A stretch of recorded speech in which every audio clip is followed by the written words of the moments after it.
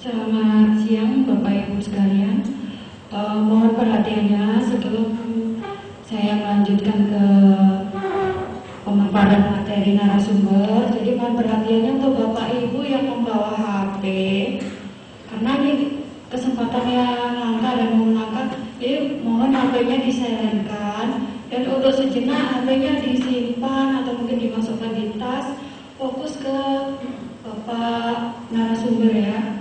Jadi Bapak narasumber datang jauh-jauh, dan Bapak Pemimas dari Pontianak, Bapak Bang dari Singkawang. Jadi pergunakan waktu yang sebentar ini untuk istilahnya mendapatkan wawasan atau pengetahuan yang mungkin selama ini Bapak Ibu belum pernah tahu ya. Jadi kalau HP Bapak Ibu mungkin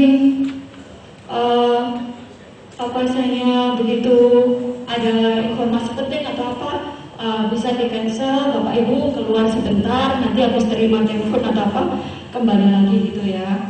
Jadi kalau setiap hari kan kita udah pegang HP dari pagi sampai malam mungkin ya. Tapi kalau Bapak Ibu duduk di sini, udah berkenan di sini, jadi mohon perhatiannya untuk kita manfaatkan waktu yang singkat ini untuk hal-hal yang mungkin Bapak Ibu perlukan untuk kedepannya. Setuju Bapak Ibu? Oke. Ya. Untuk selanjutnya mohon izin ke Pak Pol untuk saya menyampaikan biodata. Jadi narasumber kali ini seharusnya kan satu narasumber, tapi kita panel, jadi Pak Bung Nikom dengan Bapak Pemimas kita. Jadi langsung jadi satu nanti. Untuk narasumber yang ketiga, Bapak Bung Nikom, nama lengkap, tempat tanggal lahir Singkawang, tanggal 22 April 1959, jabatan Ketua PW Mangkaputri Kalbar, instansi Majelis Agama Buddha Tridharma Indonesia. Jadi untuk lewat pekerjaan itu sebagai Ketua Keluarga Besar Umat Buddha Tridharma KBUT. Ya, itu untuk Bapak Bung Nikom. Dan yang narasumber keempat, mohon izin Pak Pemimas, nama lengkap Bapak Naryoto SPD MPD MHUM. Beliau lahir di Semarang 1 Januari 1968. Jabatan Pemimas Buddha Provinsi Kalimantan Barat. Jadi instansi kami Kementerian Provinsi Kalimantan Barat. Untuk pekerjaan sebagai Pembimas Buddha Provinsi Kalimantan Barat. Jadi itu ya Bapak Ibu, dua narasumber kita sekaligus. Dan sebelum beliau memaparkan materi, kita aplaus yang meriah untuk kedua narasumber kita. Untuk selanjutnya saya selaku moderator juga didampingi oleh Bapak Edilius yang nanti juga akan membantu dalam penyampaian materi narasumber. Jadi untuk selanjutnya waktu dan tempat kami persilakan untuk Bapak Bung Nikom dan Bapak Naryoto.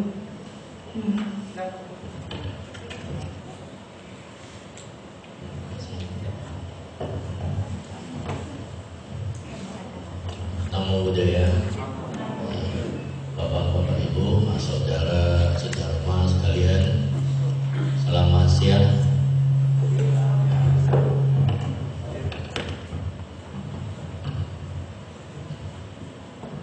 Pada kesempatan siang hari ini saya diberi kesempatan untuk memaparkan tentang Tridharma yang lebih banyak kita akan sampaikan. Mungkin di daerah ini tentang mengenai apa sih pendidikan Tridharma itu, apa sih kandungannya, banyak yang belum paham. Kalau dari sekte lain mungkin ya, misalnya dari Maitreya, Yuantao maupun dari Cimbocong, mereka intern sudah ada garisan. Tapi Tridharma selama ini boleh dikatakan kita sudah putus 4 generasi, sekitar 150-an tahun. Karena orang kakek kita datang dari Tiongkok ke Nanya tidak pernah memberikan paparan tentang ajaran-ajaran yang ada di dalam tubuh Tridharma. Apa itu ajaran Buddha? Apa itu ajaran Konghucu? Apa itu ajaran Tao? Ini yang belum menyentuh. Dengan kondisi demikian, budaya kita dari Tiongkok yang sudah berumur 5.000 tahun yang lalu sudah tenggelam. Tidak pernah anak muda ini mengenal. Makanya dalam kesempatan hari ini saya coba memberikan penjelasan yang dasar. Kedepannya mungkin pertemuan akan datang mungkin secara menjabarkan yang rinci satu persatu. Pada tema hari ini saya diminta menyampaikan tentang trilogi kerukunan umat beragama. Mungkin kita selalu dalam rapat-rapat baik di pemerintahan ya, sudah dengar, sudah mengenal trilogi kerukunan. Kerukunan intern umat Buddha, kerukunan antar umat beragama dengan agama yang lain. Nah, kerukunan antar umat beragama dengan pemerintah. Nah, 3 ini.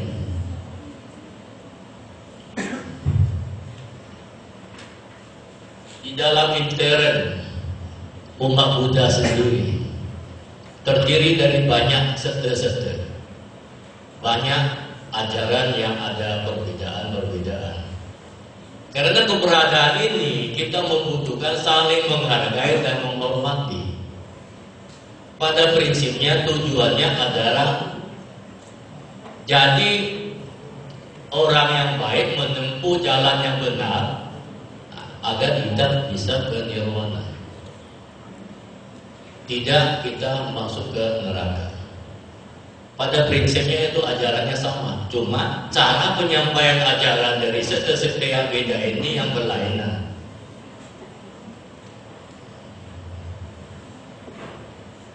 Kita dari Buddha membutuhkan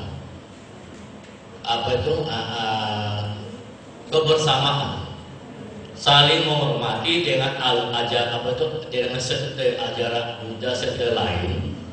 Bisa kita saling berkunjung, saling mengenal diri, agar dalam kegiatan-kegiatan misalnya Waisak atau kegiatan agama lain kita bisa diajak jadi nyatu dalam panitia.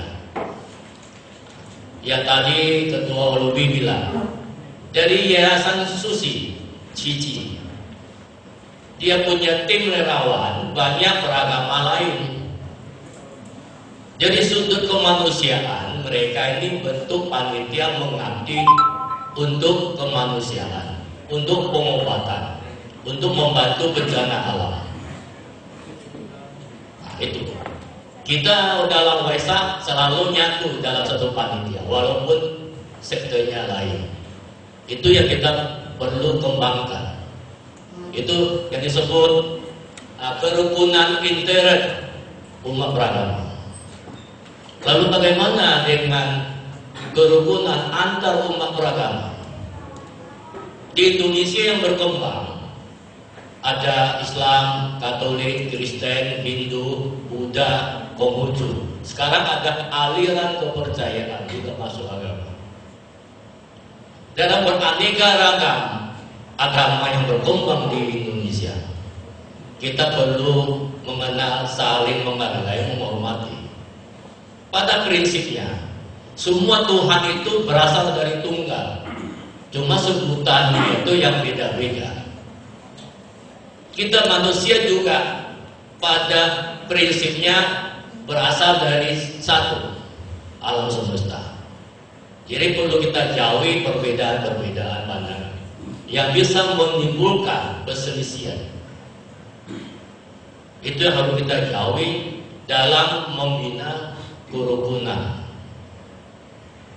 Lalu bagaimana dengan kerukunan antar umat beragama dengan pemerintah? Selama ini kita merasakan ada kegelisahan dari segi keagamaan. Ada yang merasa ekstrim, merasa ada ketidakadilan, membuat resah kepada agama lain. Pemerintah ngambil langkah, adakan regulasi bahwa haluan kiri kanan ditarik, masukkan ke tengah, jadi moderasi umat beragama. Nah, sekarang kita sudah merasakan agak tenang, karena tidak ada lagi gesekan-gesekan yang terlalu menonjol. Program-program pemerintah untuk kita umat beragama semuanya positif. Tidak ada pemerintah yang mensuruh rakyatnya itu celaka, tidak ada. Karena kita berlandaskan kepada Pancasila dan Undang-Undang Dasar 45. Pancasila bisa menyatukan rakyat Indonesia walaupun beraneka ragam, ada perbedaan, tapi satu bangsa Indonesia. Itu yang harus dipegang. Nah, juga Negara Kesatuan Republik Indonesia pertahankan NKRI yang selalu kita dengar, harga mati. Itulah yang kebijakan pemerintah untuk membina trilogi kerukunan umat beragama supaya menghindari kesalahpahaman, gesekan, ujaran kebencian. Itu yang sangat positif.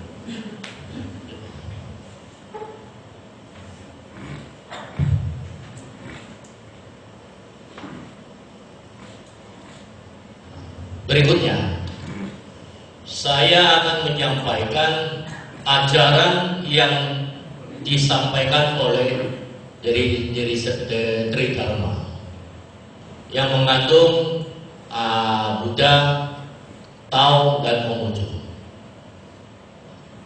Pertama, saya coba sampaikan 5 hubungan antara manusia. Apa itu? Barangkali banyak yang belum pernah mendengar.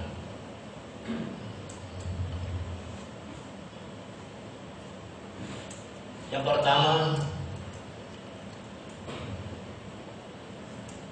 suami istri. Suami istri punya tugas yang berbeda. Sang suami punya tugas mencari nafkah di luar untuk menghidupkan keluarganya. Sebagai istri punya kewajiban mengurus urusan rumah tangga dan membina anak. Kondisi sekarang dan kondisi masa lalu, kakek kita berusaha sebagai kepala keluarga punya kewajiban mencari nafkah keluar untuk menghidupkan keluarganya. Saat itu ada 10 anak. Tidak pernah kita mendengar mati kelaparan. Nenek kita mengurusin anaknya, urusan rumah tangga, dan mengurusin 10 anaknya. Semua berpendidikan tinggi. Kalau zaman sekarang, suami istri berlomba-lomba cari nafkah keluar supaya lebih banyak uang, bisa menikmati hidup enak. Anak yang dilahirkan hanya 1 atau 2 orang, titipkan kepada pembantu atau nenek, tidak diurus karena kesibukan. Nah, kalau anaknya sudah dewasa, udah berkeluarga, kira-kira hubungan orang tua dengan si anak dekat lah, bukan hubungan saudara, pasti akan kurang. Karena waktu membutuhkan binaan orang tuanya sibuk mencari nafkah, suruh pembantu. Anak akhirnya lebih dengar pembantu daripada mendengar mamanya. Itu yang dua, orang tua dan anak. Karena orang tua dan anak punya hubungan batin. Coba kita lihat. Saat si anak ini sedang dalam rahim mamanya. Mamanya belum tahu dia hidup atau tidak waktu dilahirkan. Belum tahu dia itu laki ke perempuan. Tapi selalu mengusap-ngusap perutnya. Sayang ya nak, nanti jadi orang yang baik ya. Itu kasih sayang seorang mama, seorang orang tua terhadap anaknya yang belum lahir. Setelah dilahirkan, banyak anak yang tidak mengenal mamanya siapa karena pendarahan, meninggal. Waktu bersalin, tempat ranjang salinnya itu mengapa pegangan tangan itu sering bengkok karena mengeluarkan tenaga untuk melahirkan si bayi. Lalu sudah kasih nyusui, lalu dalam rahim sendiri itu Pak, apa yang pertumbuhan si janin ini, apa yang dia makan? Dia minum darah dari energi dari mamanya di dalam perut. Dia setelah berkembang 10 bulan lahirkan dengan selamat. Kencing, berak, siapa yang membersihkan? Kalau si bayi ini sakit, siapa yang susah? Mamanya, bapaknya yang bergiliran jaga si anak ini yang sakit supaya jangan cepat sembuh. Lalu siapa yang mengajari jalan dan seterusnya sampai dia dewasa? Itu kasih sayang mama dengan itu. Waktu anak masih 4-5 bulan, kita bisa melihat kasih sayang si bayi ini terhadap orang tuanya, senyumnya, gerak-geriknya, sudah punya hubungan cinta kasih dari si anak dengan orang tuanya. Itu alami, tidak ada siapa-siapa yang menemukan, itu alami. Makanya hubungan orang tua dengan anak ada hubungan batin. Lanjut juga. Senior dan junior. Sebagai abang, sebagai kakak, hubungannya dengan adiknya. Adiknya harus menghargai, menghormati kakak abangnya. Abangnya dan kakaknya harus mengayomi, menjaga adik-adiknya. Jadi hubungan kakak beradik ini kalau berjalan baik, orang tuanya senang.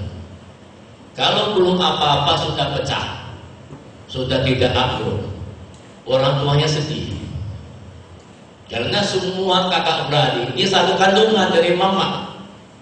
Tidak pantas kalau berselisih. Nah, hubungannya ini ada tingkatannya, ada aturannya, saling menghormati ke atas. Demikian juga dengan orang yang tua, dengan para guru. Karena guru mau mengajarkan kita ilmu, kita harus menghargai, harus siap. Orang yang orang tua-tua yang sering membimbing kita, memberikan ilmu pengetahuannya, pengalamannya kepada kita. Kita juga harus menghormati. Lanjut.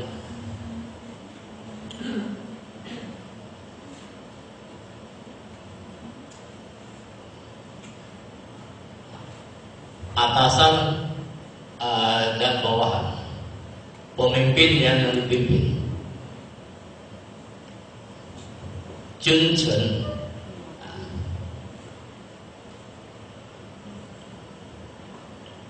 Kalau jadi pemimpin, kita harus memperhatikan bawahannya. Kalau berlaku adil, ada hubungan kerjasama yang baik, supaya bawahannya itu patuh dan mendengar, menghargai atasannya. Atasannya juga harus memahami kalau tanpa bawahannya itu dia tak bisa tumbuh apa-apa. Makanya hubungan antara pemimpin dan yang dipimpin harus ada hubungan baik. Lanjut.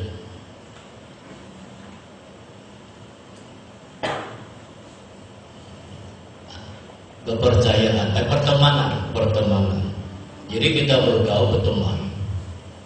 Yang penting itu harus memperhatikan kepercayaan. Kalau bergaul sama teman itu sering bohong, orang akan menjauhi. Kita berteman dengan teman baik. Kalau ada teman tak baik masuk, kita terima sebagai teman. Teman yang baik akan meninggalkan kita. Kita akan terpengaruh menjadi masuk ke jalan yang tak benar. Nah, ini hubungan ini, 5 hubungan ini namanya ulum. Adalah ajaran leluhur guru agung kita dari Tridharma. Bagaimana tata kehidupan supaya kita bisa memahami, kita bisa harmonis, saling menghargai. Ini yang belum pernah dengar kan? Pernah nggak? Yang hubungan ini 5 ulun ini pernah nggak kita dengar? Ada nggak pencerahan yang seperti yang ini? Belum kan? Kalau di wihara kita ada. Sudah ada ya. Nah, kalau Maitreya saya yakin ada. Dari Ichigoi ada juga. Kalau dari Tridharma itu belum pernah. Karena nggak ada yang sentuh. Nah, kita coba mulai menyentuhnya, memberikan ajaran ini ke umat Tridharma yang sudah jauh ketinggalan. Lalu lanjut ke Usang. Di Tiongkok, leluhur kita ada usang. Kalau budaya barat kita mengenal usang, mereka ada luli. Semua aturan, semua mentaati aturan, berdasarkan aturan. Kalau kita di Tiongkok ada usang. Ada hubungan keluarga yang tidak ada hukumnya di pengadilan. Karena hubungan kekeluargaan. Jen ini kebajikan. Kalau orang baji, dia bisa mandang jauh ke depan. Dia tidak ego untuk mikir kepentingan diri sendiri, selalu memikirkan kepentingan orang lain. Saya berbuat begini, ada enggak tersinggung? Saya berbuat begini, ada enggak yang dirugikan? Karena kalau orang yang baji selalu mengasihi, tidak pernah menciderai orang lain. Lanjut. I, kebenaran.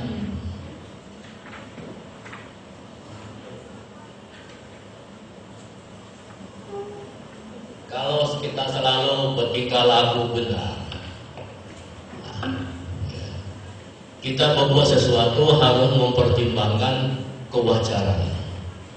Pantas enggak saya melakukan begitu?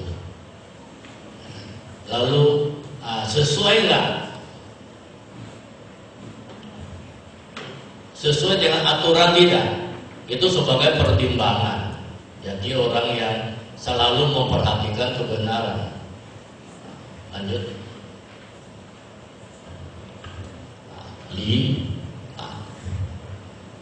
Etika kehidupan. Kita bergaul di masyarakat, selalu kita harus memperhatikan hormat menghormati, harga menghargai. Kita ketemu sederhana aja, pagi, ciao, cek kopi, orang udah senyum, dengan senyum aja orang udah senang. Itu tata pergaulan. Ada taati aturan mainnya. Misalnya ambil contoh kita melihat di Simpang 4 lampu merah. Orang yang emosi kebanyakan belum hijau dia sudah nembus. Tata berlalu lintas suatu negara bisa, wajah negara bisa dilihat dari tata cara berlalu lintas. Kalau itu buruk berarti negaranya semrawut. Lanjut. Rasional, cara berpikir yang rasional. Kita menyelesaikan suatu masalah, kita harus memberikan pertimbangan yang rasio, tidak mengandalkan emosi sesaat. Kanji Yungsi. Kalau kita menyelesaikan masalah dengan cara pikir yang rasio, yang intelek, yang cerdas, sesuai pengalaman, selalu akan memberikan hasil yang positif. Kalau kita menyelesaikan hanya andalan emosional, oh karena ini teman saya, ya udahlah, selalu menghasilkan kekecewaan ataupun kekeliruan di kemudian hari. Kan sih biasanya itu keliru.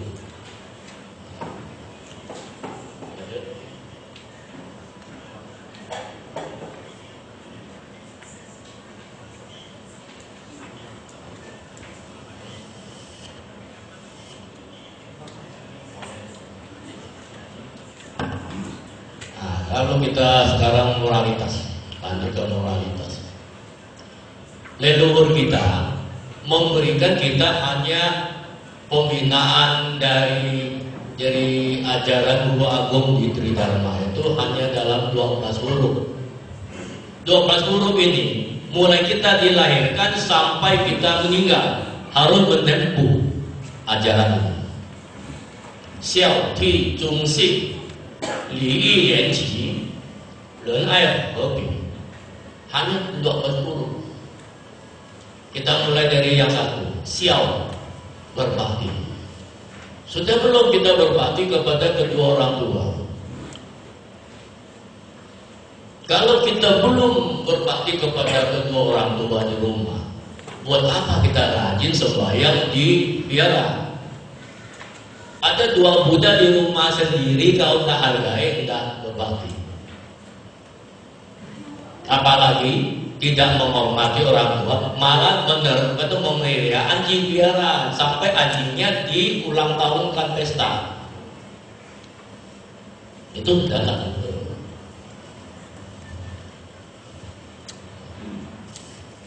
Aja.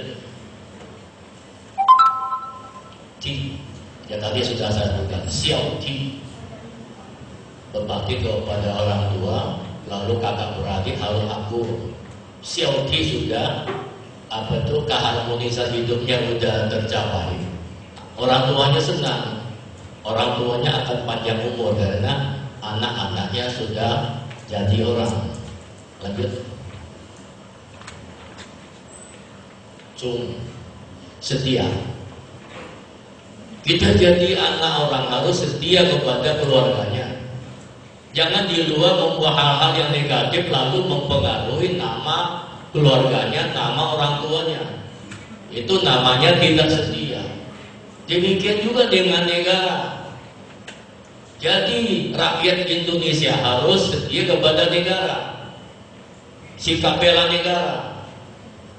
Semua kebijakan pemerintah yang disampaikan kita harus mengikuti. Misalnya jadi semua sudut, pendidikan, kesehatan, gotong royongan, keharmonisan beragama. Ya sekarang ini COVID, kita jangan cekome karena ada COVID nanti kerumunan massa timbul. Ya kita taati saja karena itu hal yang positif. Kita nggak bisa jamin kalau kita paksakan mengembangnya wabahnya COVID. Banyak rakyat yang korban, yang jadi yang kena COVID-nya. Makanya kebijakan negara juga kita harus dengar karena semua itu sifatnya positif. Kalau kita setia negara, sekarang ketegangan di Laut Cina Selatan, kita siap nggak bela negara? Minimal menjaga persatuan kesatuan. Jangan kita sendiri yang lain, sedangkan ada ancaman luar. Itu juga bagian dari sikap bela negara.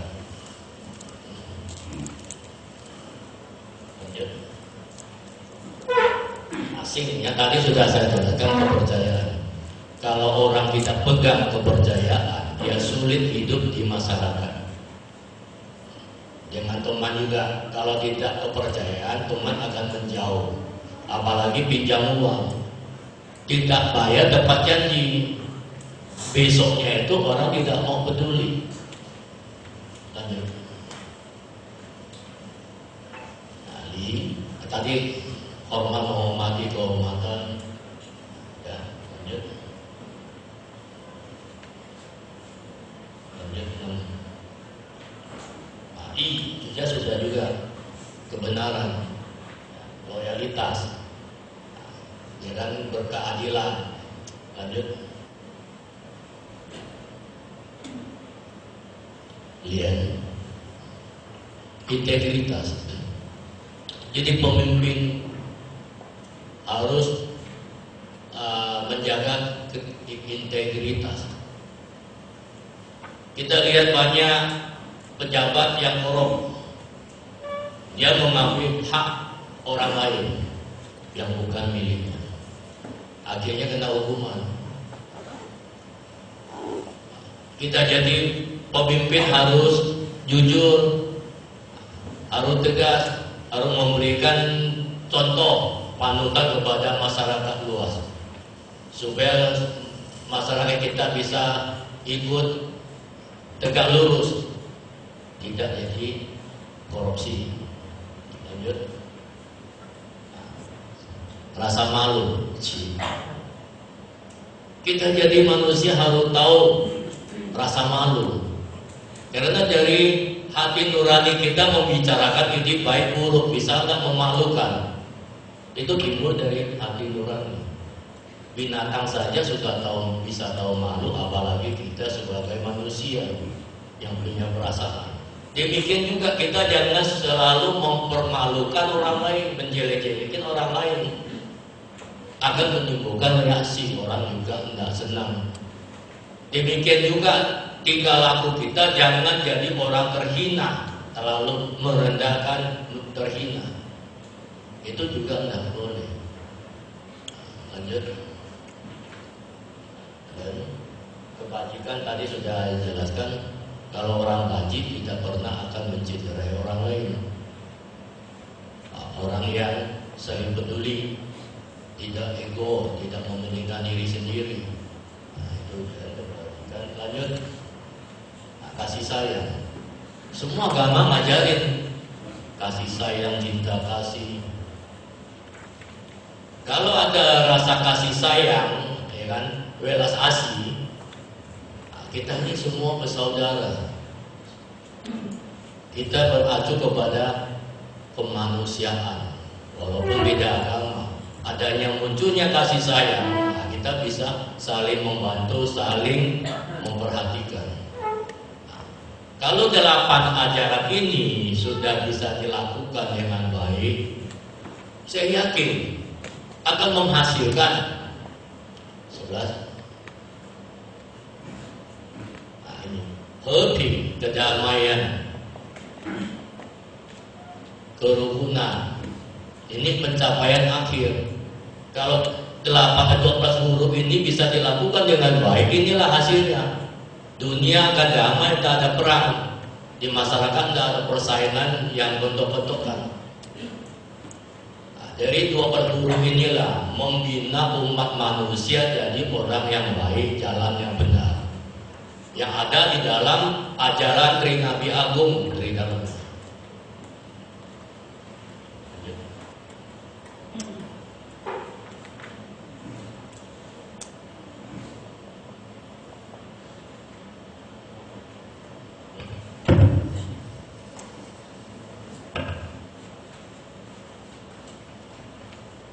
Banyak yang masih belum memahami apa itu Tridharma.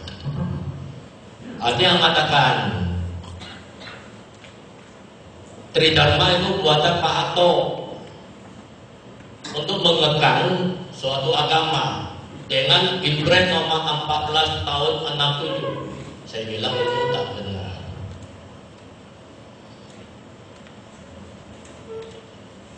Di Impres nomor 14 tidak ada satu kata pun yang melarang agama, justru memberikan jaminan kebebasan untuk warga Indonesia beragama.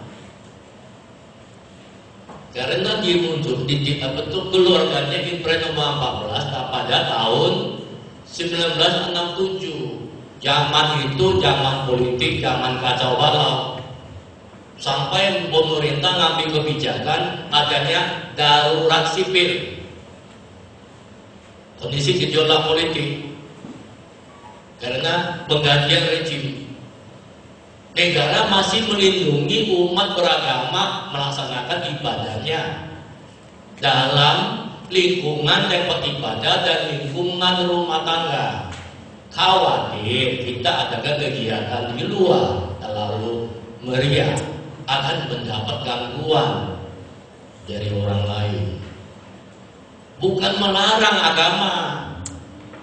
Kalau itu yang disebarluaskan, ada unsur kesengajaan memancing ketidakpuasan, rasa marah kepada negara. Itu tidak baik. Karena nggak jujur tadi. Nah, kalau ada waktu cari Impres nomor 14. Tak ada satu kalimat pun yang melarang agama. Tridharma itu kapan munculnya di Tiongkok? Sekitar pada dinasti Tung Han sebelum Masehi, sekitar 100 tahun sebelum Masehi.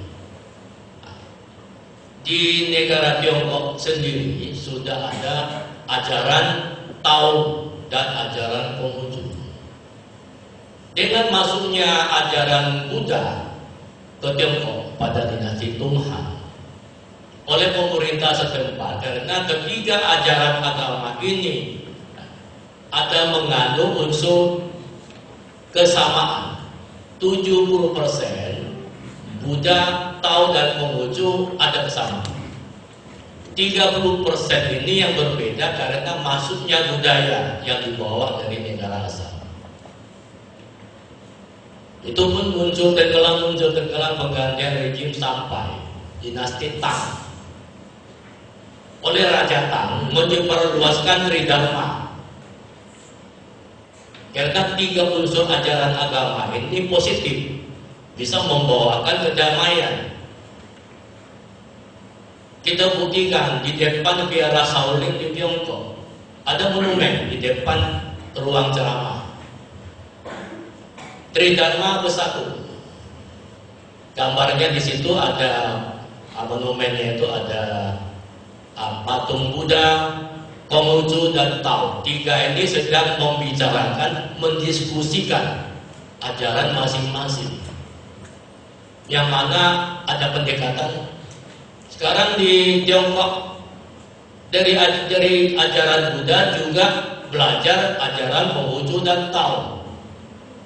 Demikian juga Lao Tzu juga belajar ajaran Buddha dan ajaran Konghucu dimasukkan ke dalam ajaran Tao Te Ching. Demikian juga Konghucu juga mempelajari ajaran Buddha dan Tao, dijadikan bagian dari ajaran itu. Ketiga ini saling bisa mengisi. Jadi satu kesatuan yang bisa dibuktikan di Shaolin sudah 1300-an tahun yang lalu. Bukan zaman Orde Baru. Itu pembohongan. Di Indonesia kapan? Oleh Kok Tek Wai pada tahun 1934 mendirikan San Jiao Hui, organisasi Tridharma. Di situ mulailah dia membicarakan tentang ketiga ajaran itu. Dengan munculnya, berdirinya San Jiao Hui Tridharma zaman penjajahan Belanda, lalu membawa muncul kembali ajaran Buddha di Indonesia yang sudah tenggelam 500 tahun yang lalu setelah runtuhnya kerajaan Majapahit. Tridharma yang mempelopori timbul kembali ajaran agama Buddha di Indonesia. Baru bermunculan ada yang dari Amerika, ada yang dari Taiwan, untuk memperkaya bangsa Indonesia umat beragama Buddha yang punya banyak sekte-sekte. Pada prinsipnya sama ajaran Buddha. Jadi kita tridharma sendiri. Ada yang tidak mau diberi disebut kita ini ajaran Buddha.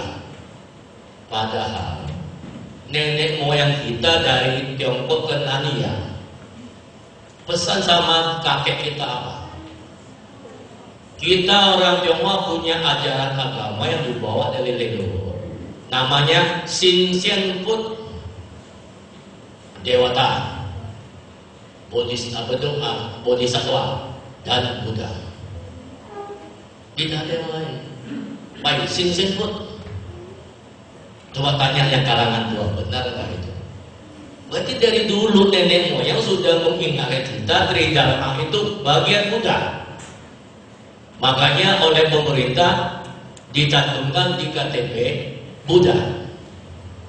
Kalau kita coba, ya kan, terpengaruh lalu ganti agama sebelah, waktu anak kita mau kawin beda agama sulit. Mau proses lagi, salah satu calon suami istri harus tinggalkan agama satu, baru bisa agama yang sama. Padahal tridharma sendiri itu bagian Buddha yang diperkaya oleh ajaran Tao dan Konghucu. Kita ini pada prinsipnya Buddha.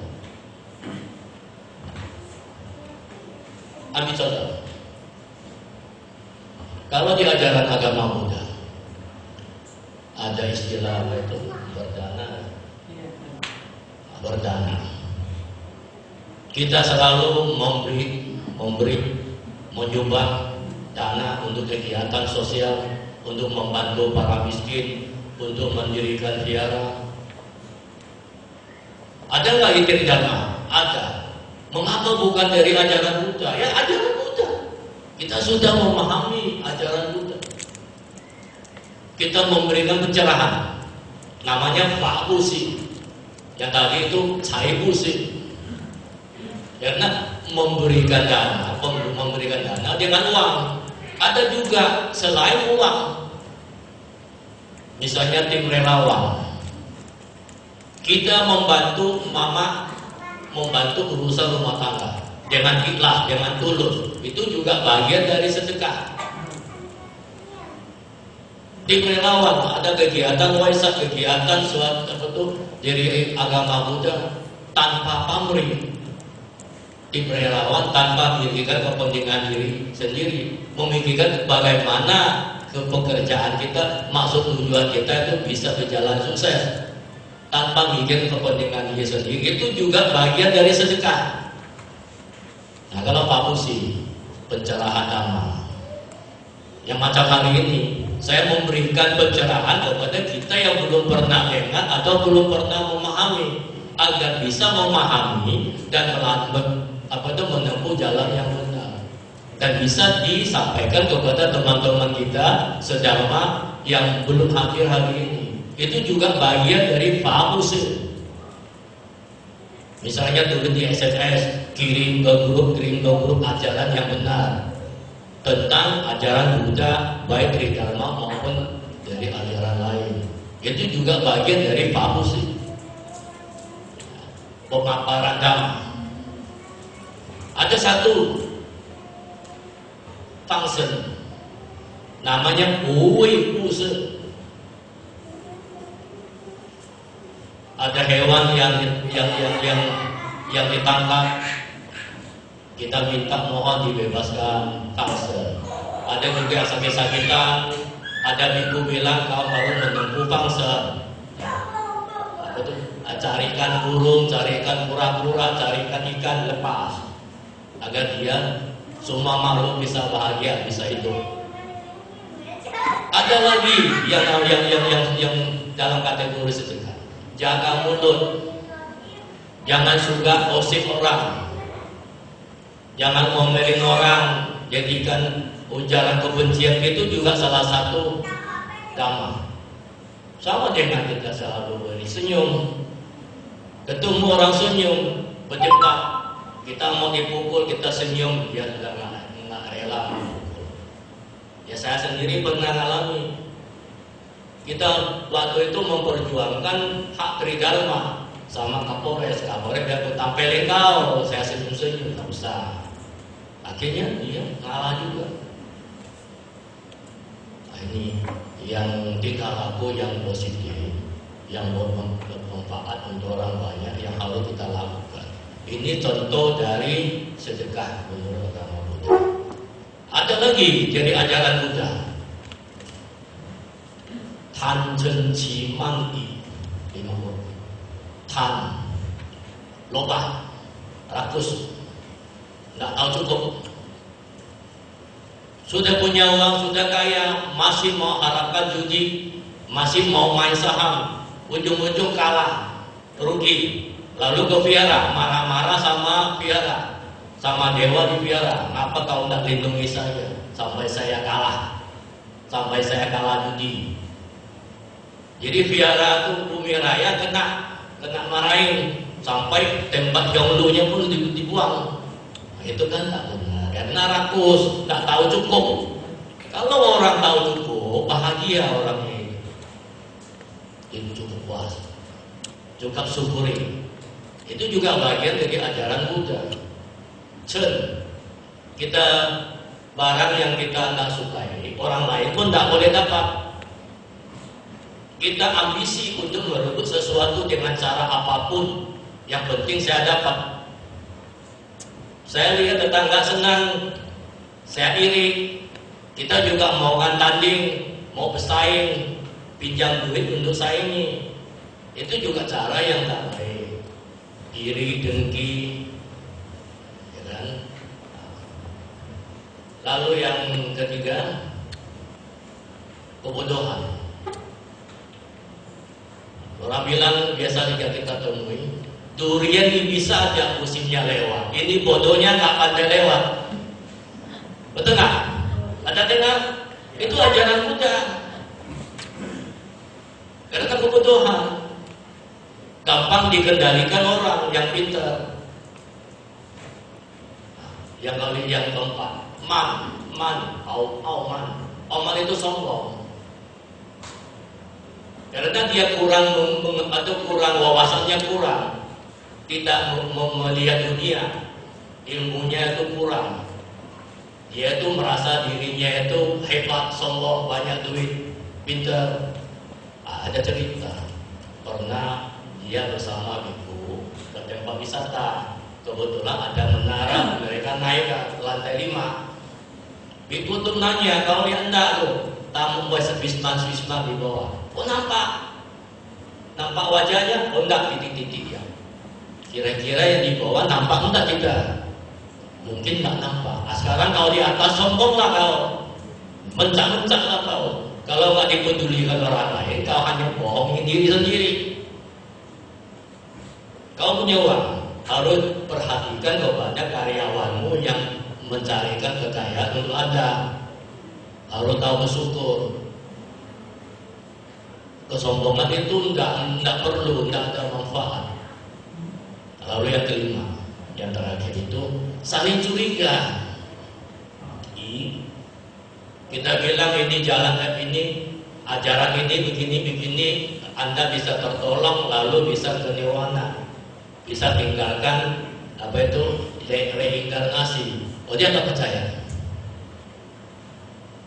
Kita bilang COVID bisa menular, bisa berkembang, nanti ketular orang lain. Ya, dia nggak mau tahu. Itu bohong, tidak yakin dia, tidak punya keyakinan diri. Nah, setelah dia ketaat, baru tahu rasa. Nah, inilah lima ajaran ini juga bagian dari Buddha. Tapi kita di Tridharma kan sering dengar, sering lakukan. Kita pasang garu 3 biji. Apa maknanya?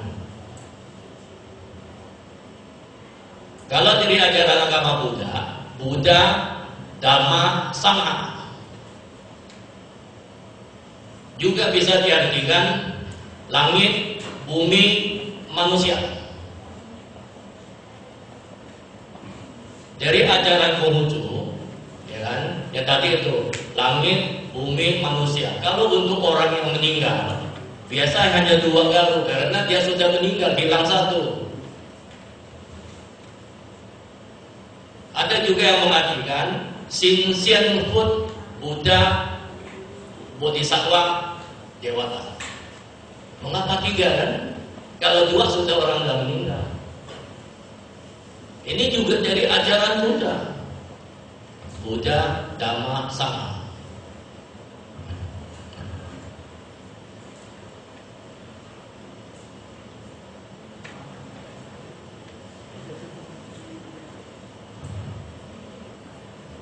Jadi yang terakhir,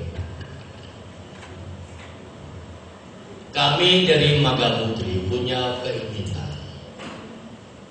untuk mengembangkan organisasi kami itu ke kabupaten-kabupaten lain, yang mana adakan pembinaan Tridharma.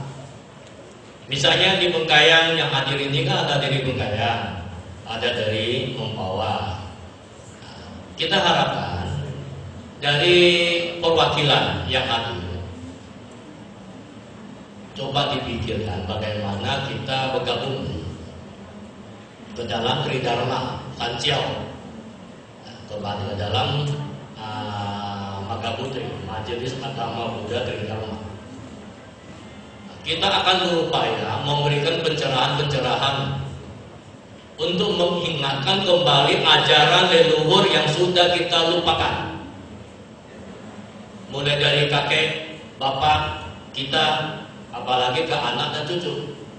Jangan sampai putus, karena sejarah membuktikan ajaran leluhur, ajaran Tridharma sudah putus 4 generasi.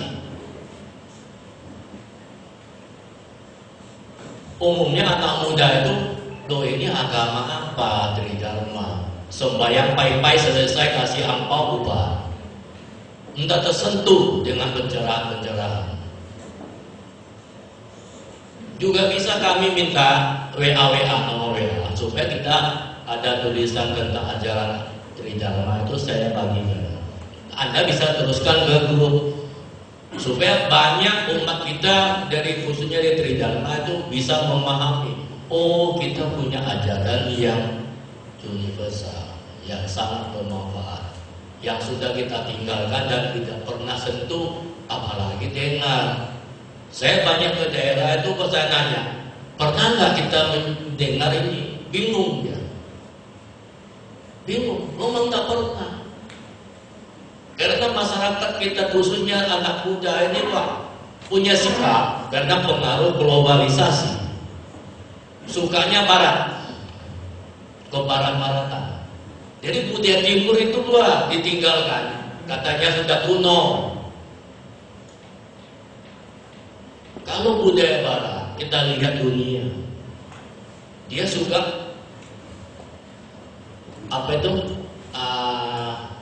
mengintervensi orang, menguasai orang, karena ada kepentingan.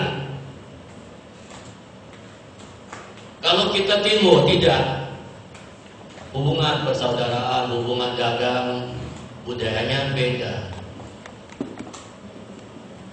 Kita orang Jawa, kalau anak-anak mau kawinan, itu menyangkut 2 keluarga.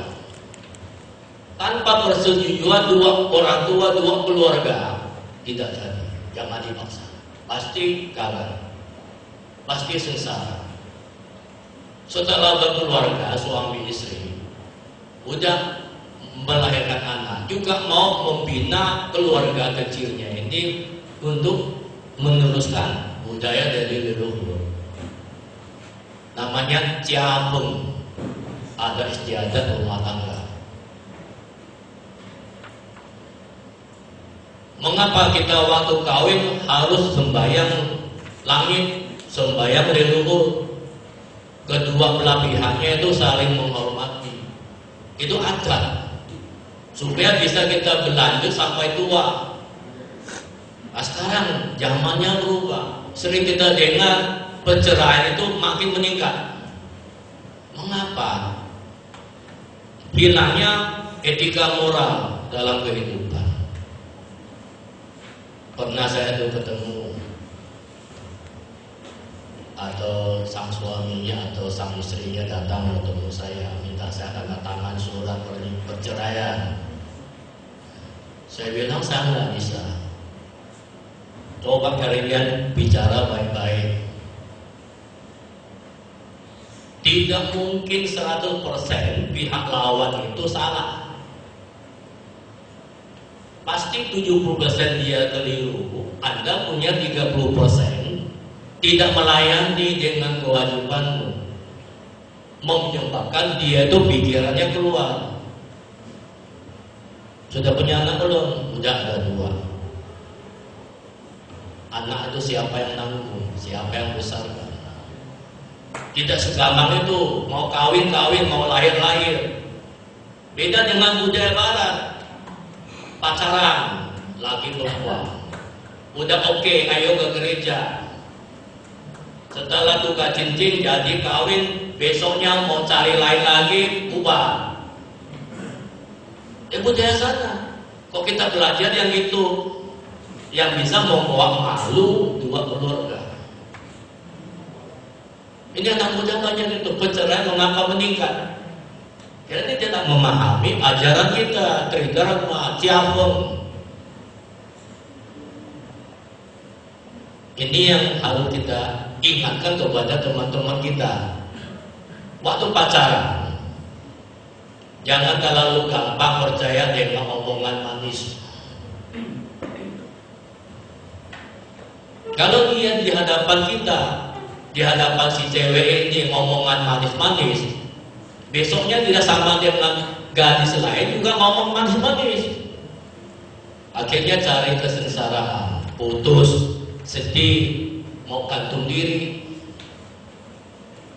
Karena kita memahami moralitasnya tadi.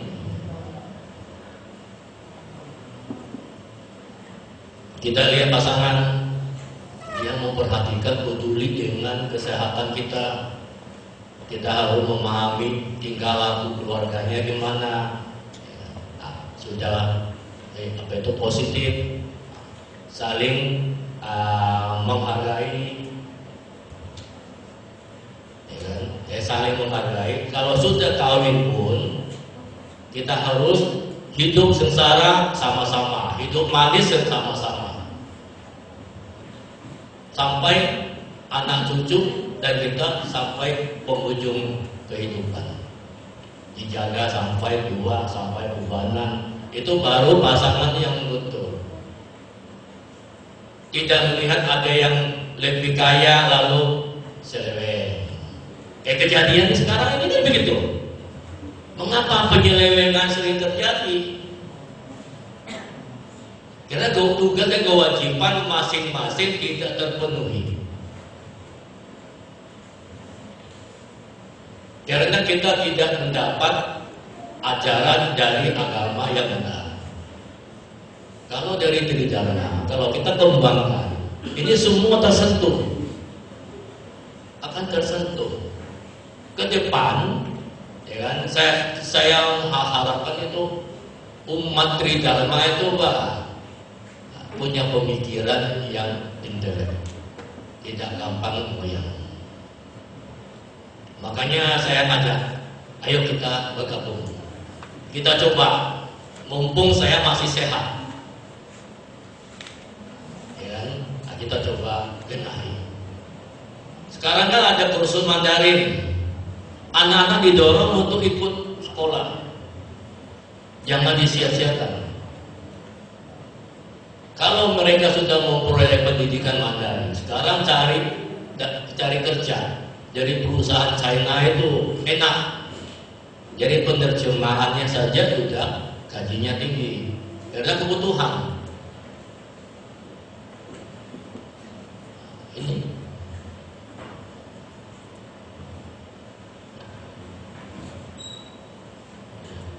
saya rasa yang tadi saya sudah sampaikan itu bisa ditanggapi nggak? Bisa. Positif nggak itu? Kita butuhkan nggak pembinaan ke depan? Kalau itu kita harapkan dari Kabupaten Mempawah maupun Bengkayang itu segera bergabung dengan kami membentuk wadah Maga Putri Kabupaten Sambas dan Bengkayang. Nanti saya melalui penyelenggara Buddha maupun kasih bimas Buddha itu untuk mengajak kita bagaimana membicarakan pembentukan dari semua piala kelenteng itu, Pak, kita diskusikan, ya kan? Ya minimal 11 orang sudah cukup. Siapa ketua, wakil ketua, sekretaris, wakil sekretaris, bendahara, wakil bendahara. Dan yang lainnya nanti di kecamatan itu dibentuk PC cabang. Agar di sana juga bisa adakan pencerahan, ada penyuluh agamanya ke depan. Apalagi kalau umat kita, khususnya di Tridharma itu, kalau ada yang kawinan, minta surat pemberkatan wiwaha.